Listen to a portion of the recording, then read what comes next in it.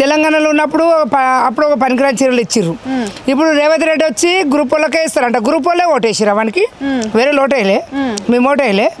దసరా అయిపోయింది కదా ఆల్రెడీ. ఒక్కొక్క చీర కాదు ఒక్కొక్క చీర కాదు 2 చీరలు ఇస్తారు. ఆశా వర్కులకు అన్నాడు. తర్వాత గ్రూప్ వాళ్ళకి కాదు ఆశా వర్కులకు అన్నాడు. ఆశా వర్కులకు కూడా ఇవ్వలే.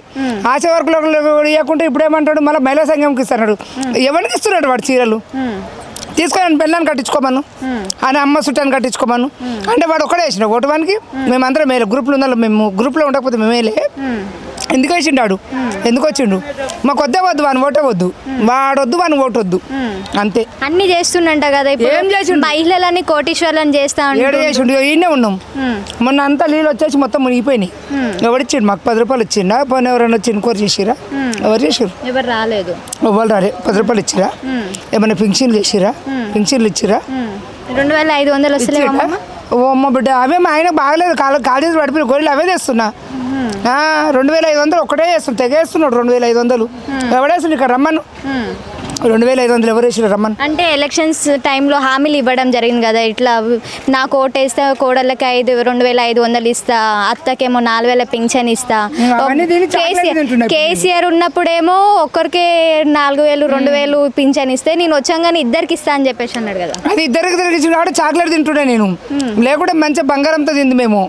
కానీ అట్లా కాదు ఇప్పుడు. ఎందుకంటే మేము అందరం కలిపి ఆయన సీట్ మీద కూర్చుని పెట్టారు కదా, గరీబ్ వాళ్ళు అందరూ కలిసి.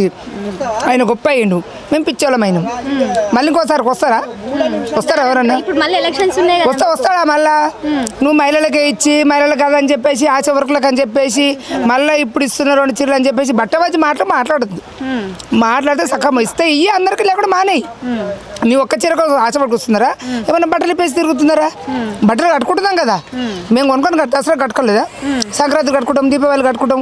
మేము చేసిన కష్టంలో మేము 800 చీర ఇస్తున్నారు. అంటే మేము 800 చీర పుట్టి నుంచి ఇప్పటిదాకా చూడలేదా? 10,000 చీర కూడా కొన్నాం మేము కూడా. మేము గరీబోళం ఉండొచ్చు, మేము కూడా కట్టుకోవడానికి మాకు కూడా ఉంది, బయటకు కొనిక కట్టుకోవడానికి దేనికైనా ఉంది. ఆ 8,000 చీర కట్టుకుంటే ఎవరికి ఇస్తున్నాడు? ఎవరికి ఇస్తున్నాడు? మాకు ఇస్తుండా? ఏడిచ్చిండు. ఏమను ఇచ్చినాక ముఖం చూపిమను. ఇప్పుడు 2500 ఏమను. ఇప్పుడు లేని వాళ్ళకి ఇప్పుడు 8 మంది 10 మంది ఉన్నాం. 10 మందికి నాకు ఒకటే ఇల్లు ఉంది, నాకున్న ఇల్లే ఉంది. అది గవర్నమెంట్ ఇచ్చిన కోటరాస్. ఇందిరమ్మ ఇల్లులు కూడా ఆల్రెడీ ఇచ్చేసినాం, ఊరికి ఇస్తున్నాం అని చెప్పి. ఎక్కడ ఇచ్చిండు? నా కొడుకులు మేము కాలకాడ చేతుల కాడ మధ్యలో పరదలు కట్టుకొని పండుకుంటున్నాం. మేము డబుల్ బెడ్రూమ్ ఇచ్చిండా? పెట్టుకున్నాం. డబుల్ బెడ్రూమ్ ఇచ్చిండు. ఎవరికి ఇచ్చిండు? రమ్మని.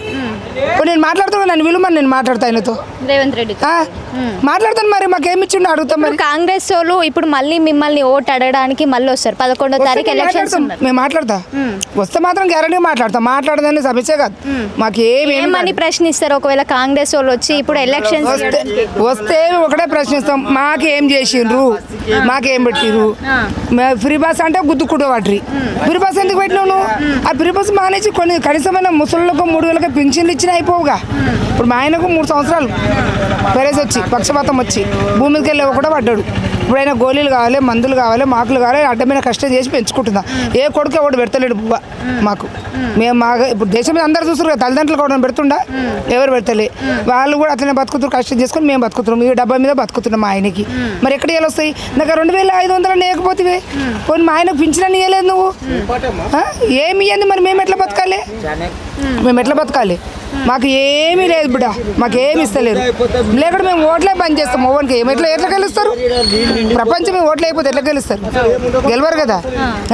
వెయ్యం మేము ఎవరికి వెయ్యం. ఎందుకు వేయాలి? నువ్వు ఏది చేయింది ఏమి ఇవ్వాలి? మాకు కోటరాస్ పిల్లలకు గవర్నమెంట్ కోటరాస్ ఇవ్వకపోతే ఉన్నోనికి ఇల్లు ఇచ్చుకున్నారు. ఇప్పుడు ఆ పార్టీలో ఉన్న వాళ్ళు ఇచ్చుకున్నారు, ఇప్పుడు ఈ పార్టీలో ఉన్న వీళ్ళు ఇచ్చుకుంటారు. మధ్యలో మేము ఎక్కడ పోవాలి?